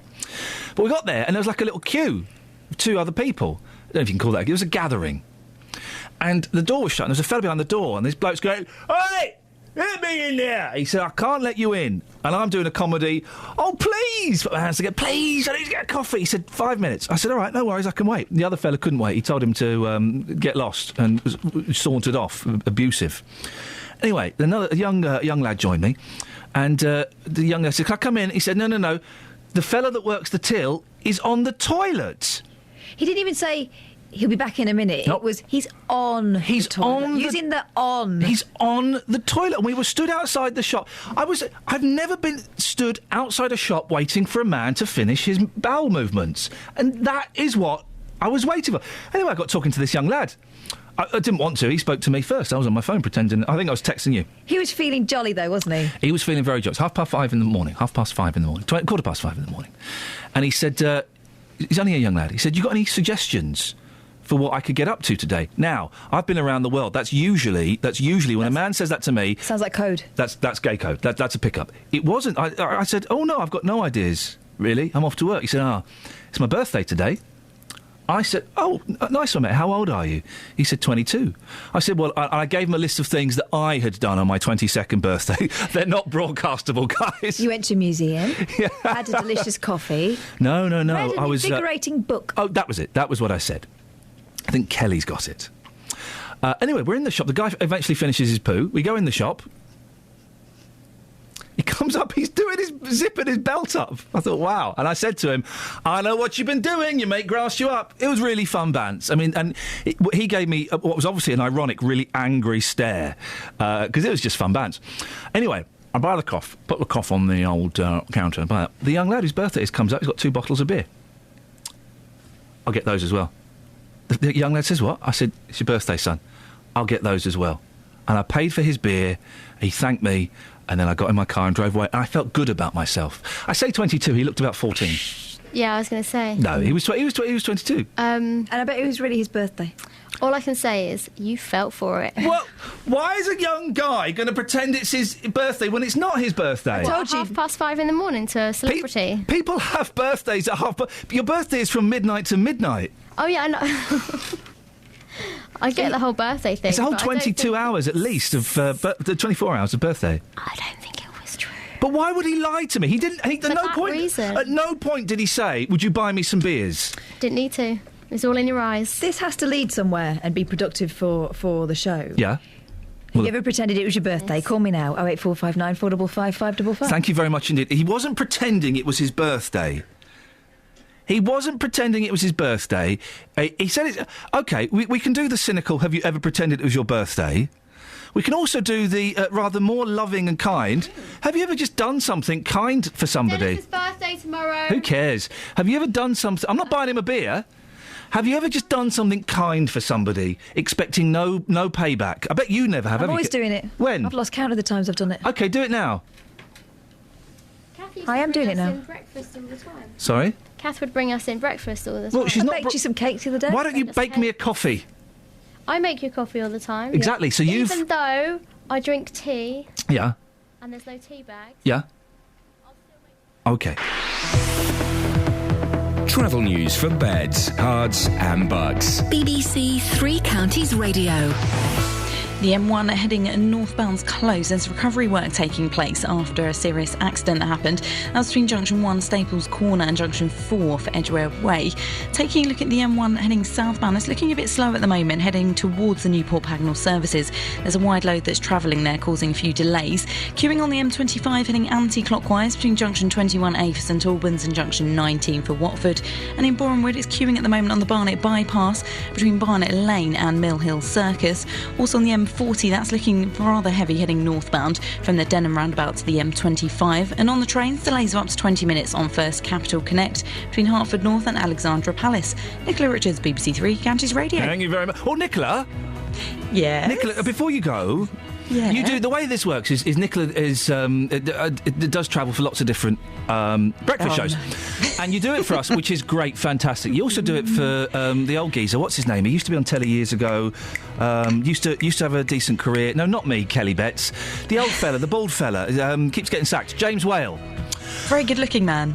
He's not. He's got very smooth skin, like a baby. Yeah. Beautiful. I just wondered who's the best out of me and James. Oh, I've just got to dial in somewhere else. I've got to go. I've got to go. Nicola? Nicola? OK, we'll grab her early next time and get the definitive answer.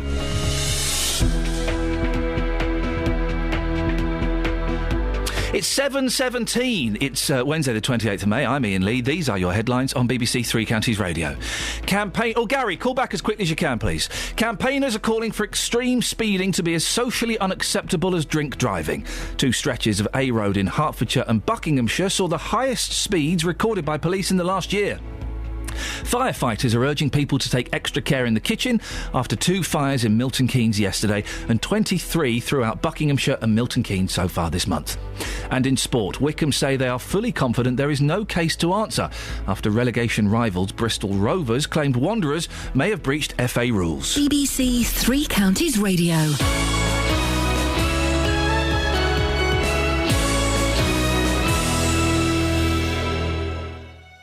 BBC Three Counties Radio's big tour of beds, hearts and bucks. Even though it's a small town, you've got a lot of things to do in it. Inviting everyone to where you live. It's a lovely town, it's got a great history. And all this week we're featuring Dunstable. That's part of Dunstable, the Priory Church. It's just full of history and I love it. We're just by the lovely clock tower in Ashton Square. It's a very friendly town and the people are excellent. If you've got a story everyone should hear about, let us tell them about it. Dunstable, with the right investment, has the potential to be a very, very prosperous town. The big tour of beds, hearts and bucks from BBC Three Counties Radio.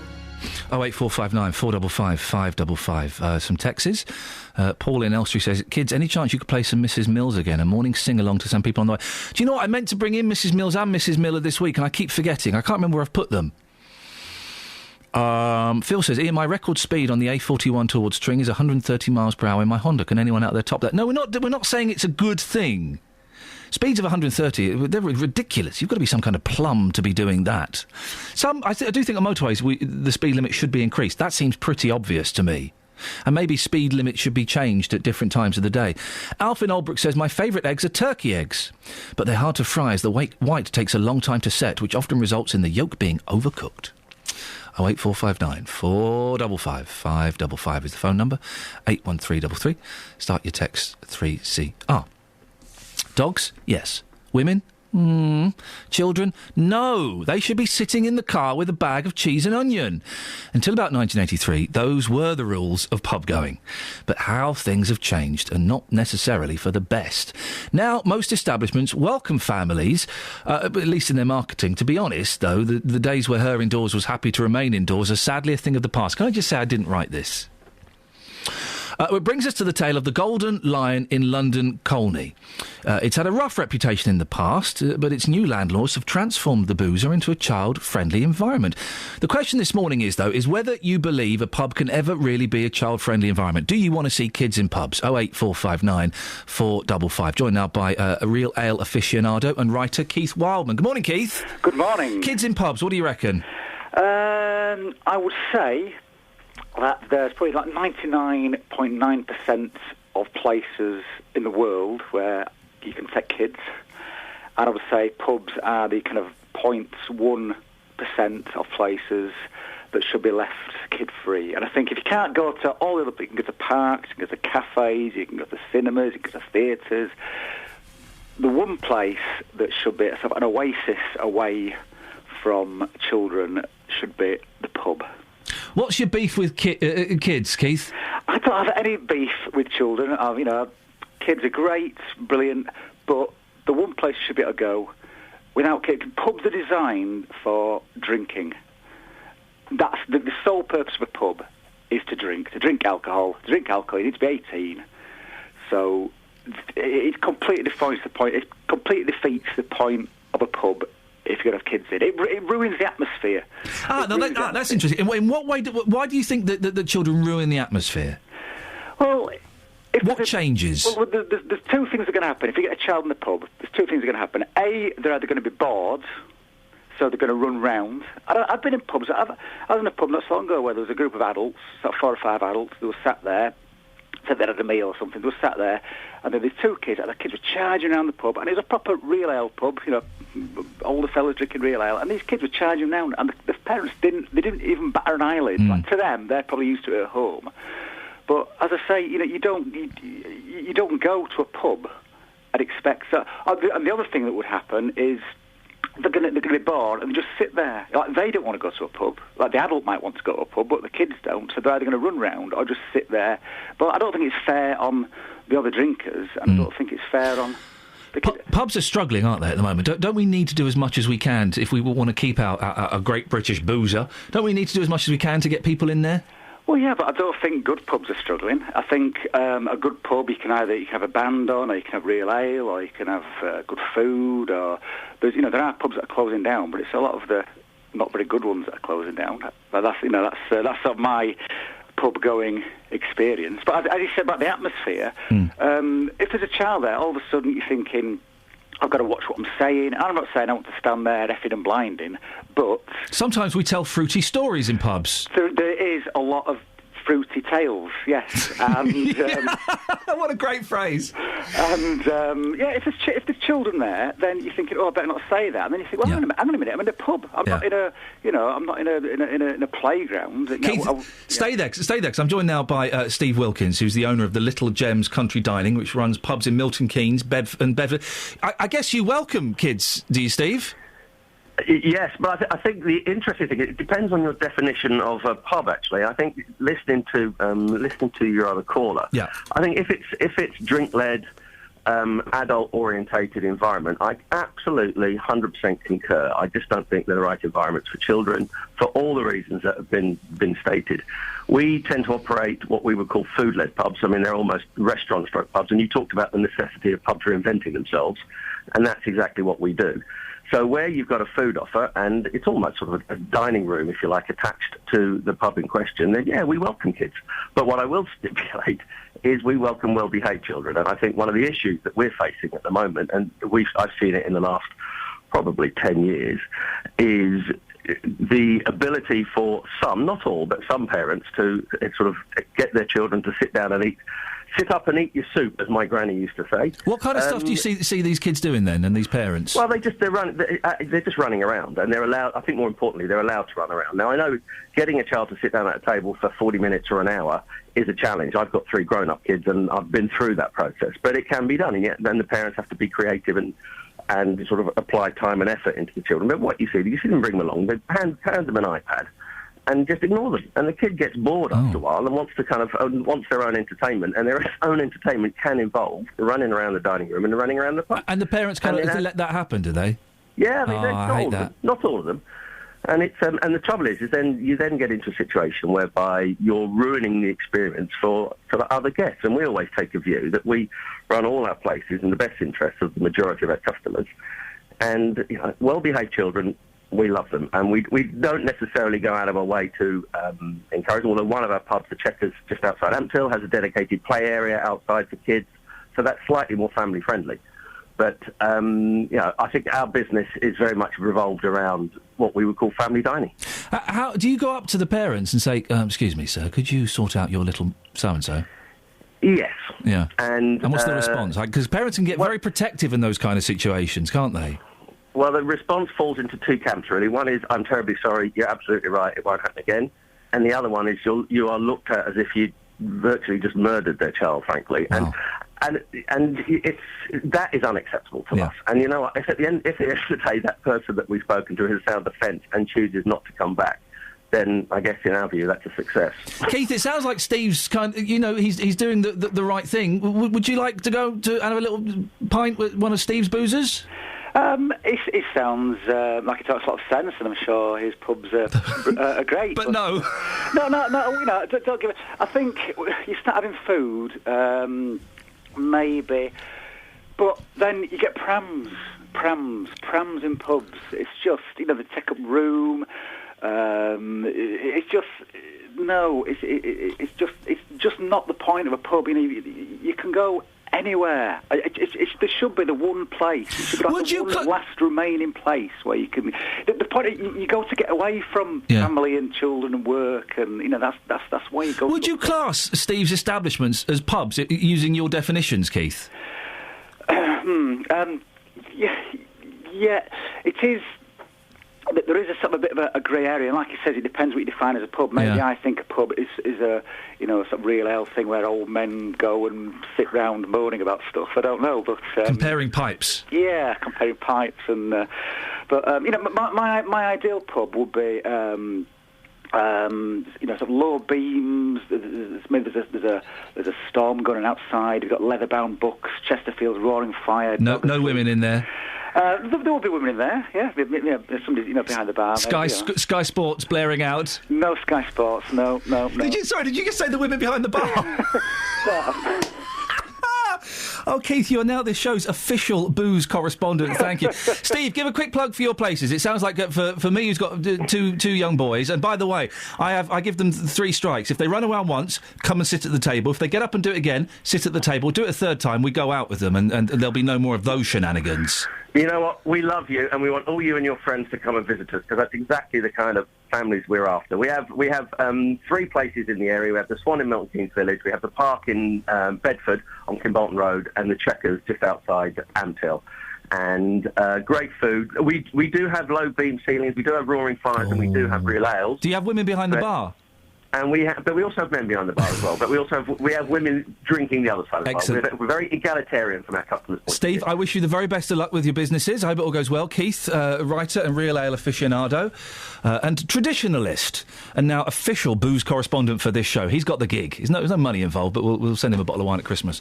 08459 wine. I know, just to get him angry. He can give it to the missus. 08459 455 555. Kids in boozers. What do you reckon? Travel news for beds, cards and bugs. BBC Three Counties Radio. Who's the best then, Nicola? Huh? Oh, I was just about to get on that. Nah, don't worry about that. It's fine. Travel. Who's the best out of me and James Well? I couldn't possibly make a comment. If you had to, right, supposing you're in the desert, okay, Yeah, you've got yeah. stranded from your party, they're off, you don't know where they are, they don't know where you are, there is a man, he's got a bottle of water, okay, and he says, yeah, you can have the water, I just need to know who's the best. Is it James Whale or Iain Lee? Who would you say? What about a combination of the both? James Lee? No, he's rubbish. James Lee. I tell you what, James Lee. You think about it, Okay, and at 1:45, we'll get the defeat. Listen, he's had so many knockbacks in his life, he can take another one. Of course he can. Of course he can. All right, 1:45. Okay, Final answer. you'd have to do the music, do the travel without the music now, because I've nuffed up the computer. All righty, no worries. So the where you go? M1 heading northbound's just reopened, and now traffic's easing a little bit because of that accident between Junction 1, Staples Corner, and Junction 4 for Edgware Way. The southbound stretch of the M1, though, is queuing between London Gateway Services and Staples Corner because people are sort of slowing down. Taking a look Travel at the news for M20. beds, Wait till he finishes. and bugs. BBC Three Counties Radio. So now to get the travel, here's Nicola. The M25 heading anti-clockwise queuing at the moment between Junction 21A for St Albans and Junction 19 for Watford. The A1M's looking heavy heading southbound at Junction 7 for Stevenage, and also looking heavy at the moment on the M40. That's heading northbound from the Denham roundabout to the M25. On the trains, delays of up to 20 minutes on First Capital Connect between Hertford North and Alexandra Palace. That's due to overhead line problems. Nicola Richards, BBC Three Counties Radio. Across beds, hearts and bugs. This is BBC Three Counties Radio.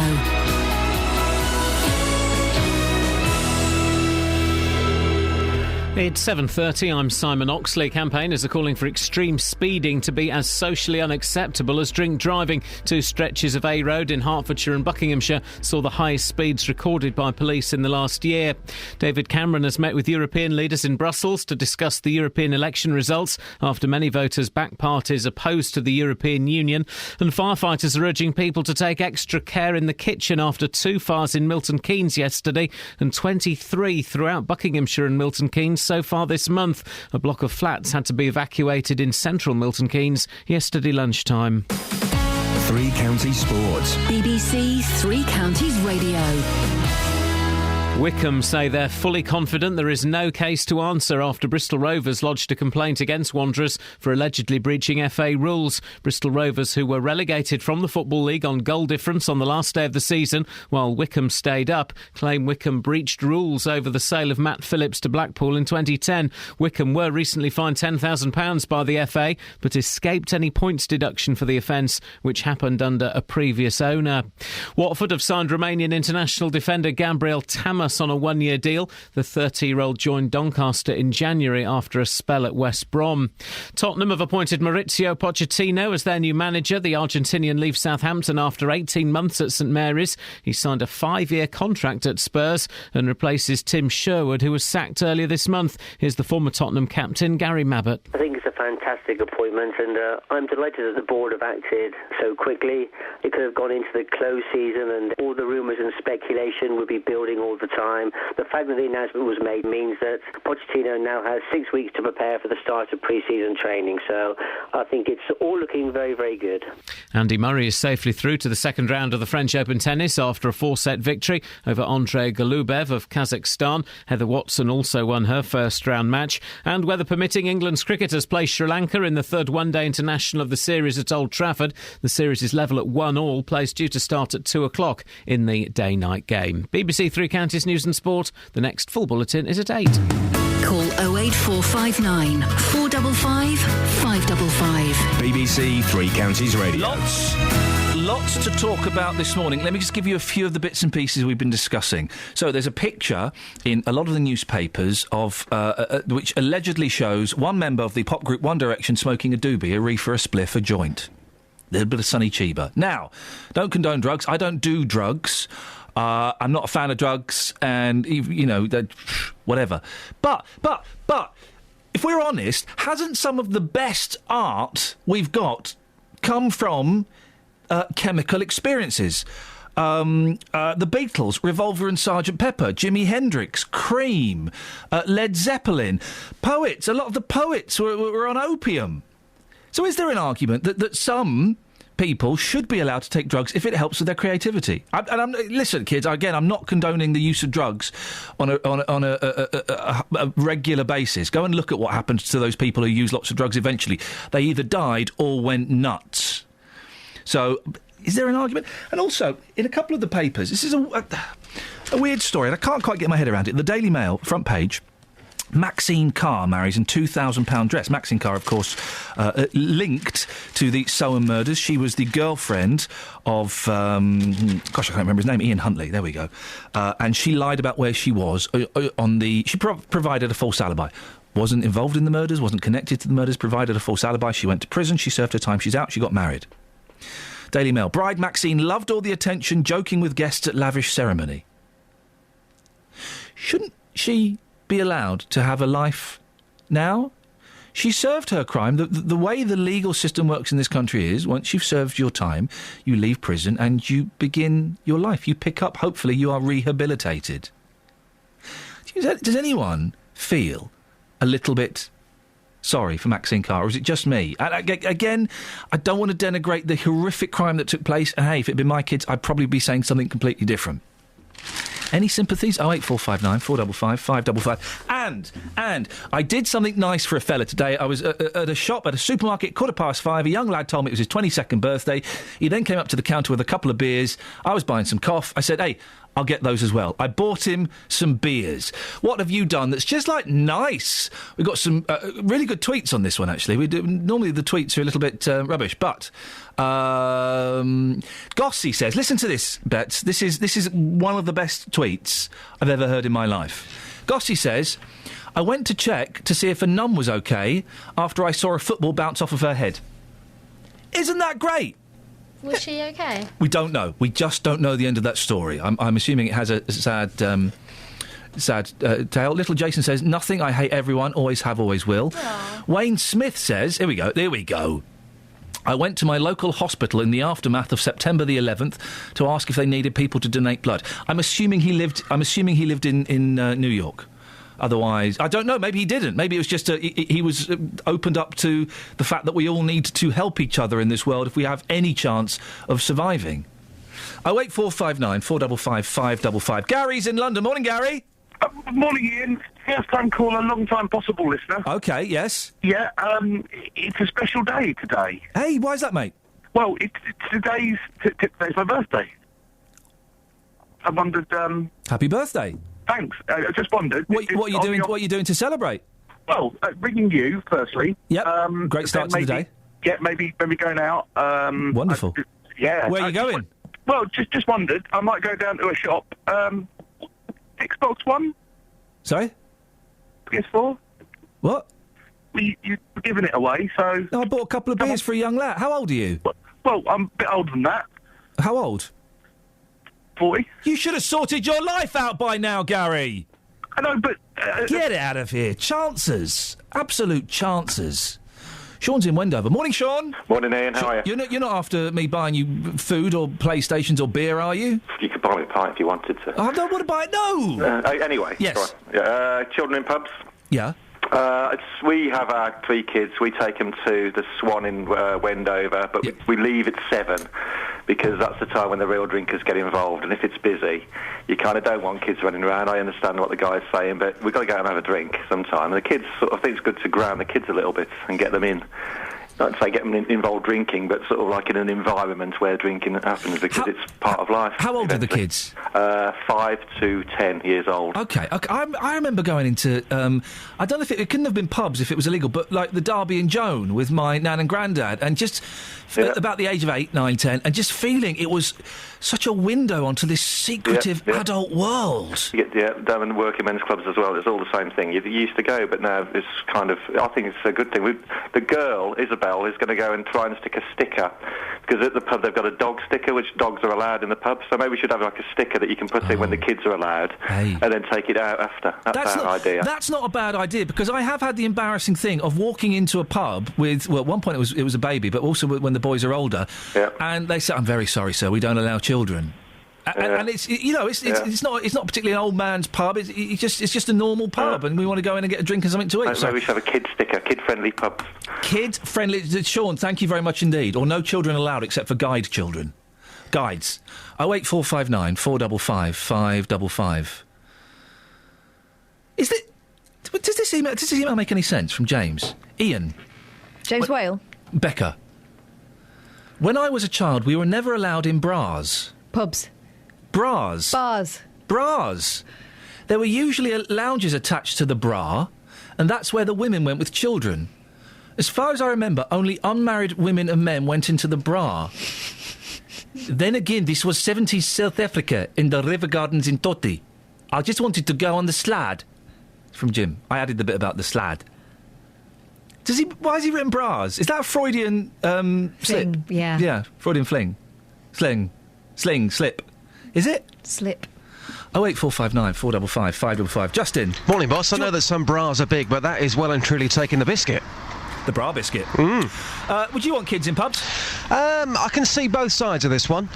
Personally, when I go down the pub and I've had a few beers and I'm watching the football, I like to be relaxed in that environment with the boys, let's say. So occasionally, I'm going to swear down the pub. Fruity Tales. Yes, absolutely. Justin Dealey's Fruity Tales. But if you're going to go down the pub, that's what you're going to do. And I think that if there were children running around in the evening, you couldn't be yourself in a pub because you wouldn't want to swear in front of the children. That being said, if we're trying to be a family-friendly nation, why not let children in the pub? One thing that really annoys me about this country, Ian, is when you go into a particular venue and a child makes a noise, they may scream or something like that, and everyone just looks. What is that all about? I don't get that. When have you been in an environment where a child has screamed and everyone's looked? Well, all the time. What do you mean all the time? All the time. If you go to a pub... When was the last time this happened? OK, a restaurant last weekend. I'm in a restaurant and you've got a family at a table, you've got some young children with the family.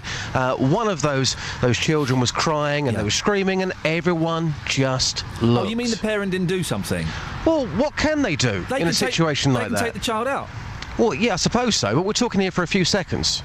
Well, if it's a few seconds, get over it. Yeah, but you know what people are like. They all look. But I don't it's understand. The same with aeroplanes in this country. I don't understand that. We'll get to the aeroplanes another day. I don't understand what the problem is with everyone looking. Well, this is the weirdest complaint. You're upset because you were in a pub and a child made a noise and people turned and looked. I'm assuming they stopped looking after a few seconds, yeah? Yeah, but if you're that parent, why should you be getting nasty looks from people just because your child is crying for a second? Give the parents a break. OK, you're on the parent side. Yes, absolutely. I'm so confused by this. Why are you confused? Because you're really not explaining yourself, Prop. No, I am, absolutely. Did you enjoy Corrie last night? Yes, I loved it. Absolutely loved it. Good news. Did you write a poem about Coronation Street? I did, yes. Can we hear it? I mean, do you want to do it later? It's entirely up to you. You can do it now or I can do it later. It's entirely up to you. Before we do your little piece on kids in pubs, let's do it after. Let's hear who you've been talking to and what they've been saying. Well, you've been talking about London Colney this morning. This pub they're called the Golden Lion in London Colney. It's a rough reputation in the path, let's say, but now that they've transformed this pub into a family-friendly environment, you've been asking the question: can kids ever have a place in pubs? Well, I've been asking people that very question. Here's what people had to say. No, not on mine, but I haven't got children, so it doesn't really bother me. But I am a drinker, and I really enjoy a drink, but no, they shouldn't be in pubs. Tell me why. I think I go to work every day of the week, and I earn my money hard, and I deserve to enjoy it, and I enjoy it in a pub. But I do not enjoy it when there's kids running around, especially children nowadays. The parents just don't care. Is it because you want to go down the pub and you want to swear, essentially, and do things that adults do? No, I don't want to swear, I don't want to do all that, but I do enjoy sitting and having a drink without children. Is it? So children around you just annoy you? Yeah. That's fair enough, you're just being honest, aren't you? Yeah, I am. Richard, before this pub was done up, what was the reputation like round here? Not that brilliant, really. Just none of the pubs are good around Coney anymore. Well, full of youngsters and yobs. Now, have you been in there since it's been done up? No, I haven't, no. No, I don't go in pubs much in Coney now because I'm too old. You're never too old for the pub? Oh, no, but we drink in now, we go out for a meal and a drink. That's all. We don't go in pubs just for a drink. I mean, to flip that coin, we're talking this morning about children in pubs. You're saying you're too old, but do you think there can ever be a place for children in a pub? Definitely. Parents go out for a nice drink, and a room for kids. Brilliant. You say a room for kids? I've got to have a separate room. Having kids running around, screaming in pubs, people don't want that, so... So if there's not a room for the kids, then it's a big no-no? I would think so, yeah, definitely. Now, madam, you've been inside the pub since it's been turned around. What's it like in there? Quite pleasant, clean. Apart from that, I only went in there once. Can there ever be a place for children in pubs, do you think? Why not? There's no smoking in pubs anymore, and most pubs do food now, so I don't see why not. So, mixed opinion there, Justin, but let's be honest, no one was really listening to that. They want to hear your Corrie poem. Can I just say, can I put something else out there? Yeah. I will never go into a pub with frosted windows or drawn curtains. I like to look inside a pub. Am I alone on that? Just putting it out there. Have I got...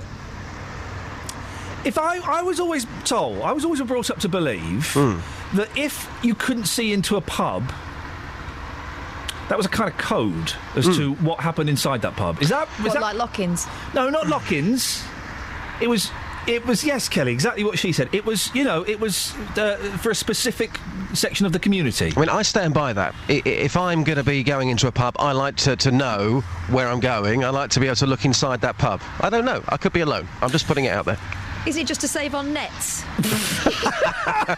Justin, we haven't got time for the poem. We'll get you later on. Yeah. What are you doing for the rest of the show? Well, you've been talking about Maxine Carr this morning in quite a number of the newspapers, and you put it out there this morning. Do you feel sorry for her? Well, I'm back in Luton now, so Brilliant. I'll be putting that question to the people here in Bedfordshire. Justin, I look forward to seeing you with a bruised and bloody face later on. Thank you very much, and we will get his Coronation Street poem. Don't worry, guys.